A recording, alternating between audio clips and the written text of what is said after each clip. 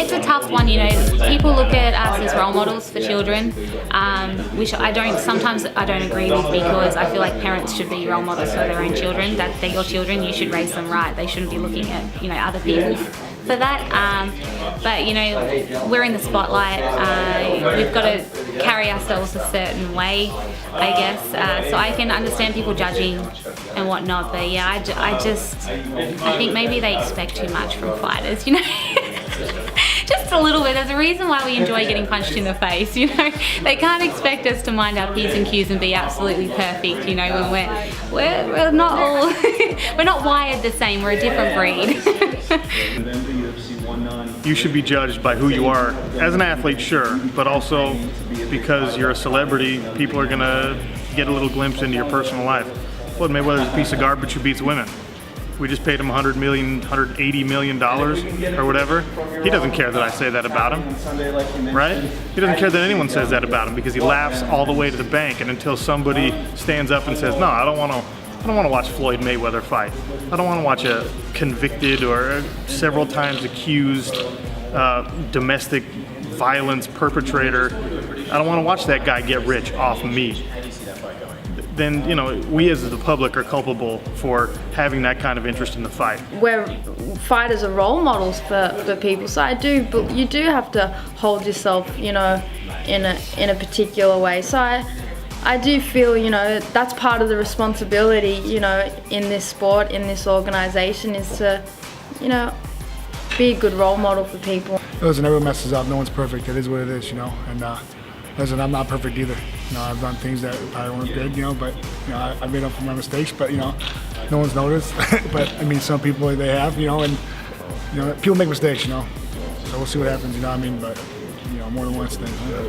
Having a background and going to the Olympics and stuff, and they're always held up to represent something a little bit more. I think you do have a responsibility as a role model and as a behaviour thing. I mean, when you're young, obviously you're not always as well behaved as you should be, but as I've gotten older, I realise that it's a responsibility to take on. We have the same problems with AFL footballers.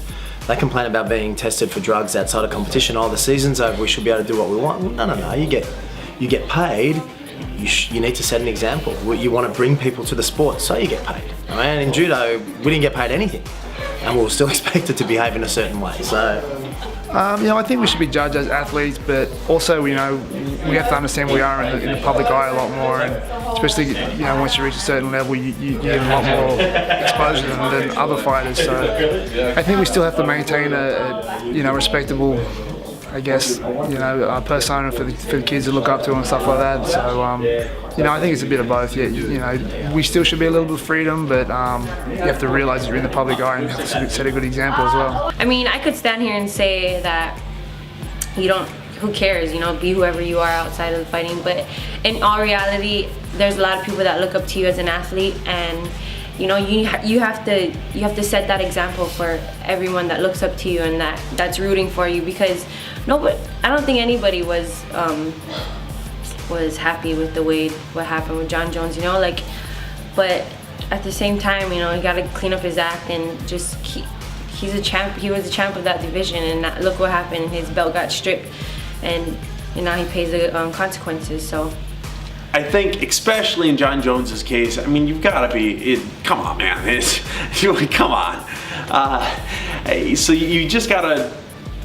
You gotta hold yourself to a higher level. I'll swear right now, when I'm champion, I will never touch drugs. I will never run over a pregnant lady. I will never do any of that. It's a guarantee. It's not gonna happen. It's not in me. There is that extra pressure with being a combat sport. You don't want to do combat sport and associate it with anything that's considered negative. So yeah, I think fighters have to be sharp. They have to be on their toes. They can't get carried away with anything like that.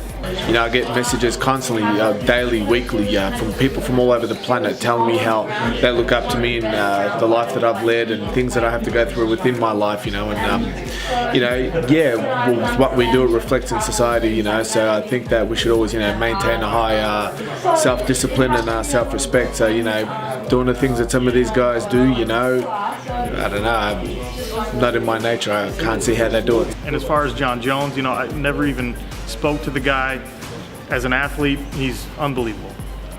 as an individual making intelligent decisions that are good for him and good for this sport. He's obviously fallen short in that regard, and I think that the UFC is actually kind of,